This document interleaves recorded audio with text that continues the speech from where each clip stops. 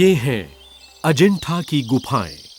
शिल्पकला के ये अद्भुत प्रमाण, पत्थरों से काटे गए ये श्रेष्ठ मंदिर सारे संसार में अद्वितीय, सचमुच एशिया में अग्रगामी प्रयास हैं।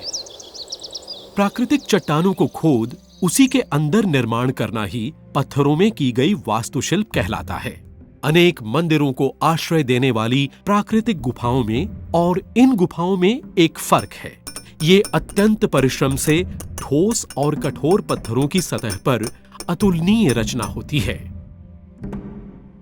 सामग्री और स्थान की अद्वितीयता के बावजूद अजंठा के समान गुफा निर्माण में वास्तुशिल्पियों ने भवन निर्माण कला की विधि में कोई फर्क नहीं दिखाया है। साधारण तौर पर लौकिक रीति के अनुसार ही बाहरी व अंदरूनी भाग भी हैं। अतः इनको एक अलग स्थापन शैली नहीं कह सकते। फिर भी ये असाधारण अवश्य हैं। पथरीली वक्राकार श्रृंखलाओं का सामना करते इन कलाकारों को एक रूपरेखा बनानी पड़ी होगी। कल्पना और योजना बनाते समय पहली गुफा से आखिरी गुफा तक उस रूपरेखा को ध्यान में रखना पड़ा होगा। इस असाधारण कार्य का एक उदाहरण देखिए। गुफा की अंदरूनी सतह पर खनन करते समय ये भिक्षु भीतरी छत से शुरू करते और धीरे धीरे जमीन तक पहुंचते। बाद ही में वे इधर उधर देख पाते। फिर उन्हें गिरने या पत्थरों से लुढ़कने की चिंता न होती।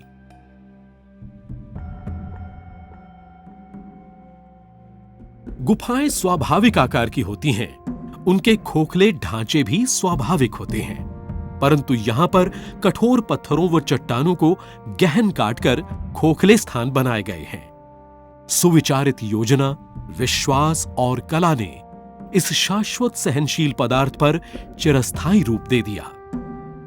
इनको साधारण भवन निर्माता नहीं कहा जा सकता, इसे शिल्पित ही कहा जा सकता है और यही ठीक वर्णन होगा। तकनीकी तौर पर ये अजंठा की गुफाएं लंबी अद्भुत शिल्पकला की श्रृंखला ही हैं। दस्तकार, निर्माता और भिक्षु, इन सभी को इस पूरी योजना की कल्पना करनी पड़ी होगी। पथरीली सतह पर काम करने की युक्ति सोचनी पड़ी होगी। इसके बाद अंदर के कामों का प्रबंध, जहां पर बड़े बड़े विशाल स्तंभ, आश्रय स्तंभ, दांता बनाना, दीवारों पर प्रदर्शन के स्थान, पत्थरों को हटाकर अपना शिल्प सौंदर्य प्रकटित करना, ये सभी कोई ऊपरी वस्तु के मिलाए बगैर। पता चलता है कि एक उच्च स्तर का काल्पनिक शिल्प और चित्रकला का अस्तित्व प्राचीन काल में था और सैकड़ों कलाकार कला को निश्चित शाश्वत रूप दे सके थे। इस प्रकार की गुफा निर्माण कला को छांटने के 3 मुख्य कारण थे। सन्यासी जीवन की सुविधा के लिए लोग सुनसान गुफाएं चुनते थे। उनके इष्ट देवताओं और अवशेष चिन्हों को समर्पित होने के कारण ये गुफाएं अति सुसज्जित और वैभवपूर्ण होती थीं। वास स्थान उनकी रहन शैली के अनुरूप होते थे, जो जनसाधारण के जीवन से काफी अलग होते हुए भी उनके संपर्क में रहते। सैकड़ों वर्षों तक अविरत हजारों लोगों द्वारा गाए गए प्रार्थना स्वर और उनकी कलाकृतियों का सारूप्य और लक्ष्य, सब ने मिलकर इनको पवित्रता प्रदान की है। बौद्ध गुफाएं अंदर से 2 प्रकार की होती थीं। एक विहार या रहने के स्थान और दूसरा चैत्य, महाकक्ष या प्रार्थना स्थान अपूर्व, जिनमें उनके देवताओं की मूर्तियां होती थीं, जिनकी ये पूजा करते थे। धीरे धीरे तेरवाड़ के कड़े नियमों को तोड़ते, बंधनों से छूटते महायान बौद्ध मत की झलक मिलती है। बैठे उपदेश देते बुद्ध की अनेक मूर्तियां गुफाओं में अति अलंकृत शैली में हैं। इन गुफाओं के शिल्प और चित्र बुद्ध की जीवनी और उनके पूर्व जन्म पर प्रकाश डालते हैं, जो जातक कथाओं में दृष्टांतरित हैं। दीवारें भी इस कला के इतिहास पर प्रकाश डालती हैं। दरबार व गलियों के चित्रांकन, गृहस्थ जीवन की झलक, पशु पक्षियों का अध्ययन भी। बौद्ध विहारों के निर्माण की ये रूपरेखा है। अग्रभाग में खंभे, जालीदार खिड़कियां, चतुष्कोण रूपी बड़ा कक्ष, जिसके अंदर घेरेदार बरामदा होता है। तीनों तरफ छोटे कोठरे, ये पत्थरों में खोदे गए हैं। प्रवेश द्वार के सामने देवताओं के लिए बनाया गया कक्ष है। इन गुफाओं के अंदर की निर्माण शैली में लकड़ी के काम की चमक है। अलंकृत चित्रकला बुद्ध के पूर्वजन्म की कथाओं से पूर्ण है, जो जातक कथा के नाम से विख्यात है, और कुछ ग्रामीण लोक कथाओं से भी ली गई है। ये बौद्ध निर्माण के ढांचे, जो ईसा पूर्व 3री से 2री शताब्दी के हैं, ये भारत के पत्थरों से काटकर निर्मित कला के प्राचीनतम नमूने हैं। बौद्ध भिक्षुओं ने कई मंजिलों के ये भवन पत्थरों से खनन किए हैं। ये निर्मित स्थान, जिनमें रहने की जगह और सादगी से जीवन बिताने की जगह है। इनमें से कईयों में बुद्ध के मंदिर, बोधिसत्व और सिद्धजनों की मूर्तियां भी हैं।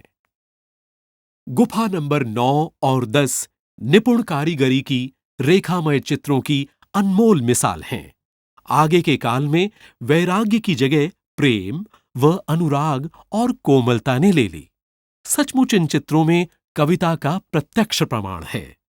ये आप गुफा नंबर 16 और 17 में देख सकते हैं। बुद्ध को देवत्व रूप देने के साथ ही उनकी मूर्तियां प्रभामंडल सहित संवारी गई हैं। इस प्रकार मूर्ति के चारों ओर प्रभामंडल निर्मित करने का संप्रदाय ईसा पूर्व 3री और 2री शताब्दी की और ईसा पश्चात 2री और 3री शताब्दी की गांधार शैली से है। गुफा नंबर 19 में अभय मुद्रा में खड़ी बुद्ध की मूर्ति है, या शेर के सिंहासन पर बैठे, जैसे कि गुफा नंबर 26 में दोनों ही स्तूप पर अध्यारोपित हैं, जो कि उस समय गांधार शैली में प्रचलित थी। गुफा नंबर 26 में एक अन्य जगह पर बुद्ध की महानता के अनुरूप एक विशालकाय बुद्ध की मूर्ति है, जिसमें बुद्ध का महापरिनिर्वाण या उनका देहावसान चित्रित है। गुफा नंबर 6 में मंदिर के दरवाजे पर बुद्ध की मूर्ति के अलावा उनके अनेक प्रतिरूप भी हैं, जिनमें एक अभय मुद्रा या रक्षक की आकृति में है। बुद्ध के छोटे चौखटे विविध रूपों में चित्रित हैं, जो एक मुख्य मूर्ति के चारों ओर ढांचे समान निर्मित हैं। समय के साथ गुफाओं के अंदरूनी भाग और विस्तृत होते गए और दीवारों पर चित्र बनाए जाने लगे।